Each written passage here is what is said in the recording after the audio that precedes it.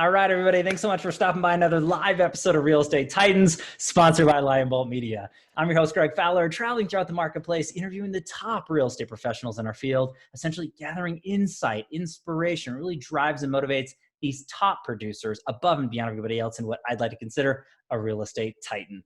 Now, our very special guest and featured tonight today, I'm so excited about this, from Detroit, Michigan, none other than Jeff Glover. Jeff, it's an honor and a pleasure, my friend. Thank you so much for being on the show. You bet. Thanks for having me on, Greg. I appreciate it. This is going to be amazing. And I just want to go through the series of questions, everybody to dive in deeper to you as a man, as a professional. So without further ado, Jeff, let's just dive into the first question, which is telling everybody just a little bit about yourself.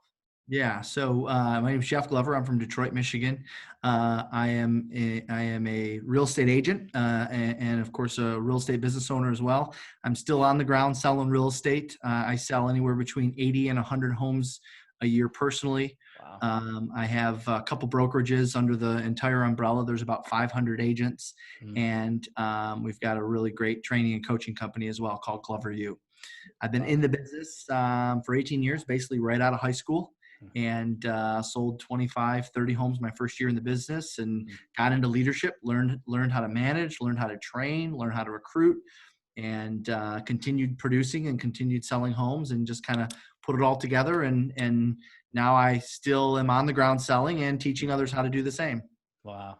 Jeff, and when you're talking about going into all that and giving it a breakdown, you've made such a huge impact, not just into, the state of Michigan and all the clients and everybody you serve, but the real estate world and communities. So it's absolute honor again to have you on here. I want to backtrack just a little bit and dive into, what was your initial thought? Why did you get into real estate in the first place, Jeff? What was the driver? I mean, back out of high school or in that time frame, young man getting into it. Why?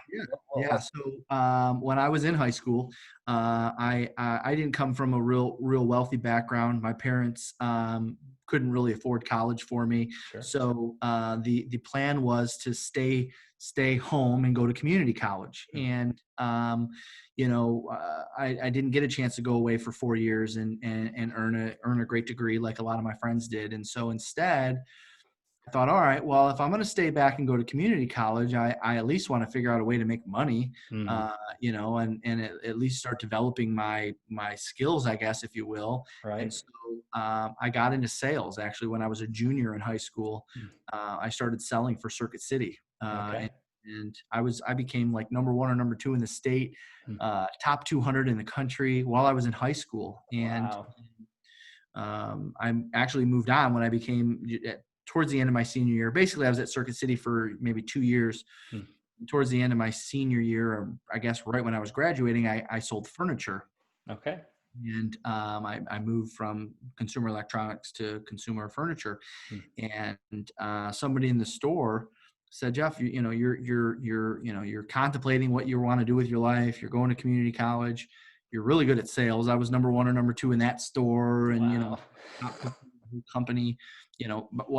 By the way, as a senior in high school, I made $65,000 as a senior in high school. So awesome. My teachers are like, "You're making more than me." Oh, that's so good. Can you imagine that, right? So that was a little different, but from there, somebody in the store said, "Hey, have you ever thought about real estate?" And in my mind, I was kind of instantly hooked, because I thought, you know what?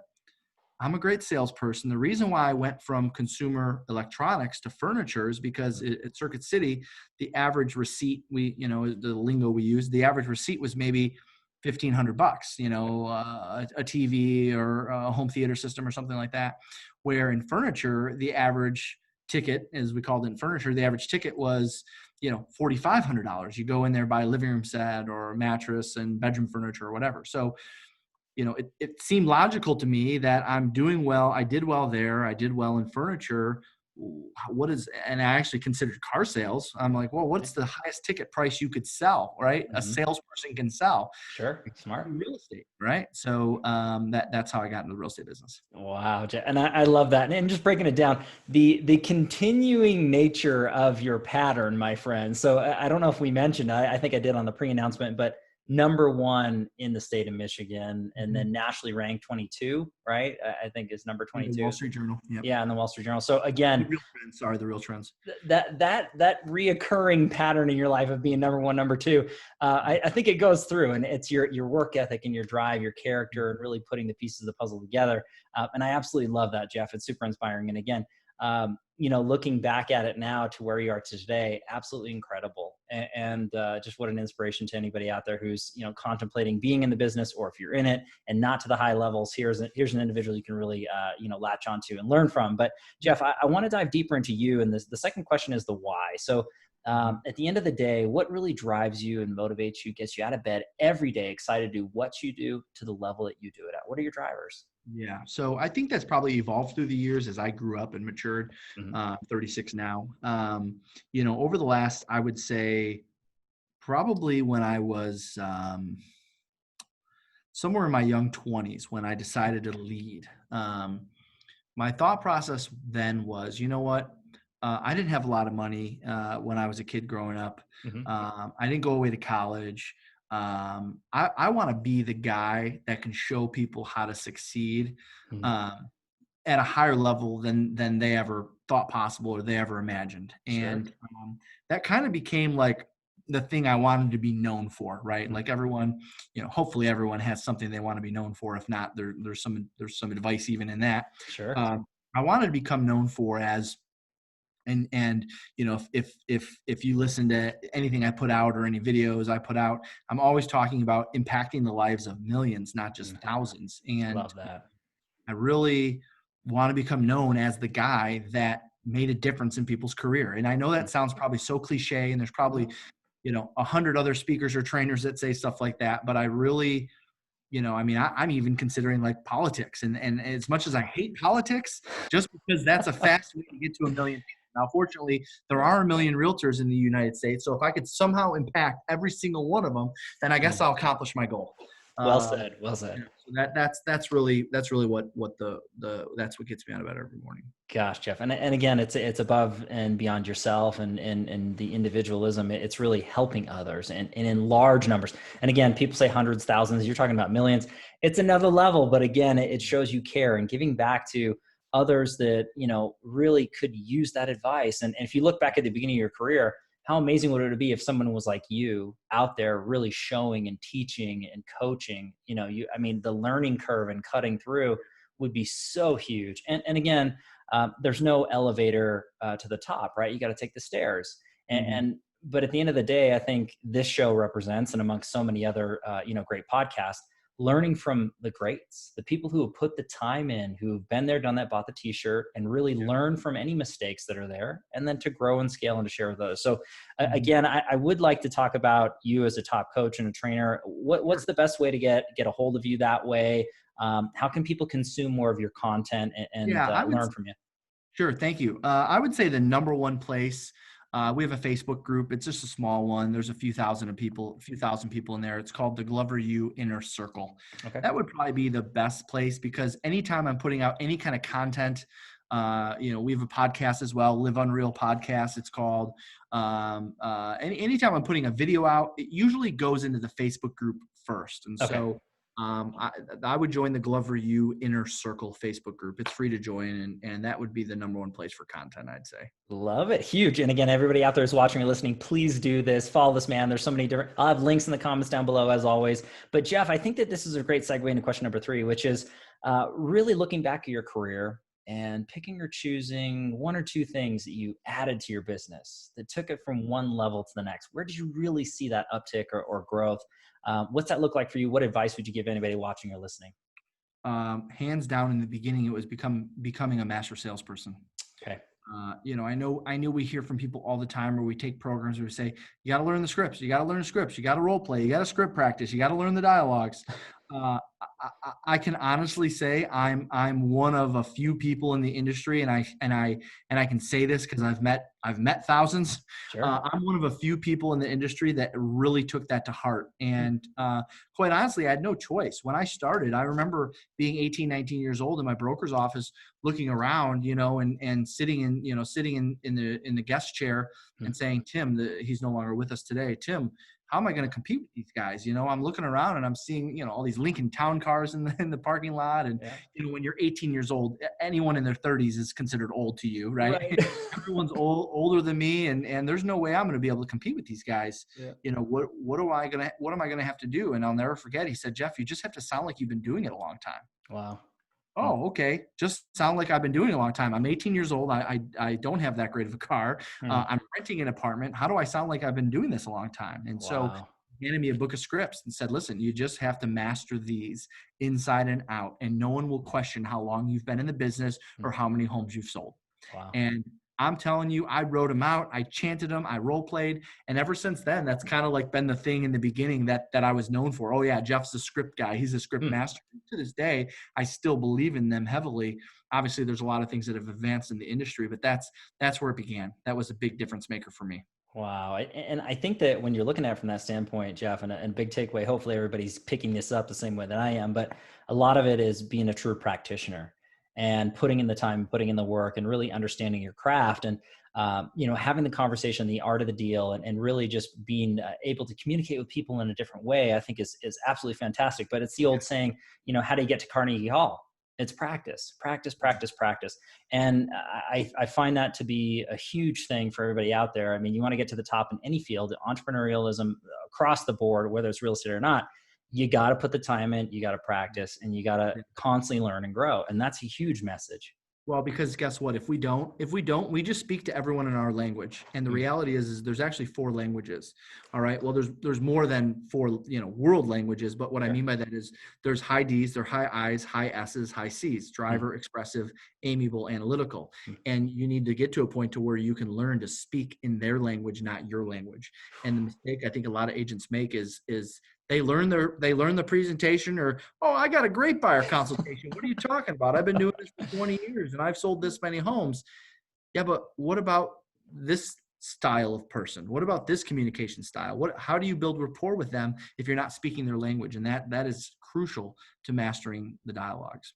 Wow. Big stuff, everybody. And I wish we could dissect this one question for well over an hour. I know that's huge stuff, but please follow Jeff, learn from this man. It's absolutely incredible. And this is just a little sliver, but I want to keep moving this forward. So this next question is a tricky one. It's a challenge question for every single Titan. It's been asked before you. This is episode 198. So, there's been a lot of different answers to this question, but I absolutely cannot wait to go into this. Now, when it is the challenge time frame, we all have personal or professional challenges or struggles. No one's exempt. Now, whether it's done in the past, we're dealing with it now, or we haven't quite experienced it yet, but we will. The big thing and takeaway for everybody watching and listening is it's not so much what happened, but what we learn and how we respond to it. And it's not downplaying pain or sorrow, but at the end of the day, we all have it. And it's great to understand from different perspectives. So Jeff, if you're comfortable sharing a challenge personally or professionally that you overcame, what's that look like for you? Mm-hmm. Well, this is probably not as dramatic as maybe some of the others. So I'm sorry if this doesn't make you good listening. You're good. But early on in my career, when I decided to become a manager, I was 20 years old, and Kathy Schweitzer took a chance on me to run one of her offices. I offended a lot of people. I made a lot of people mad. I made some people quit. I made some people cry. Wow. And that is because I lacked versatility. I was 20 years old with an ego. And by the way, even as I matured and got older, I still had an ego and had trouble adapting to other people. I really have struggled taking a genuine interest in others. Not that let me rephrase that. Yeah. I've struggled showing a general interest in others. I take an interest in others. I care, about your success or about your family or about your life, but I don't slow down to show it enough. And I'll tell you, it's still ongoing. I mean, I still, have to stop and smell the roses, so to speak. But for a long, long time in my career, I struggled with our associates. They knew that I was willing to train them how to make money. Okay. There's no doubt. They would say, listen, follow Jeff. He'll show you the way. But they normally follow that up with, now he might not ever get to know you. He might not know your kids' names. He might not know what makes you tick, but he'll tell you how to make money. And I've struggled for that for a long time. And not as much now as I did then, because I think, getting older also helps with that too. But Sure. something early on that somebody had to pull me aside and tell me to get my ego out of the way and start show that there's another way. I don't always have to be right. Well, you know what, Jeff, thank you so much for sharing that. It's not easy to do, and especially out to the audience here. But I think that so many people that's going to resonate with, because the high performers, the people that are really, really focused on getting things done, it's Mm-hmm. hard to sometimes show emotion for others and really connect in ways that people that are slower down, right? They're not as high paced. Maybe they have the time to do that a little bit easier or more, or express that. But at the end of the day, you're getting the results done. And so I think that that's great advice for everybody out there who's watching or listening, especially the high producers, the high volume individuals. And that's not just business relationships, that's personal relationships. Like, we're just so business, work, work, work. And it's tough to sit back and then really take that time. And it's a balance. But the fact that you're recognizing that and you're working on it, and you see that evolution as we age, and we're all there, right? I mean, I think everybody understands where you're coming from. So that's a perfect example. And again, a further testament to you constantly improving yourself and looking at it and say, how can I be the best version of Jeff, right? And how can I help so many people and really expand those millions of people that you're talking about, that you're already doing, Jeff? I think it's huge when you're talking about that advice and going through. And speaking of advice, and we got through the tough stuff. That was the tricky question. So you nailed that, Jeff. That was no problem. This Very one good. is actually one of my favorites. And this is the travel back in time question. Now, this is not to change who you are or what you've done in the past per se, because positive and negative, it made you who you are today, right? But if you could travel back in time, any time frame, any age range, and give your younger self a piece of advice, what would you say to younger Jeff? Gosh, what would I say? So, I mean, it kind of correlates to what I just shared, and that Yeah. is,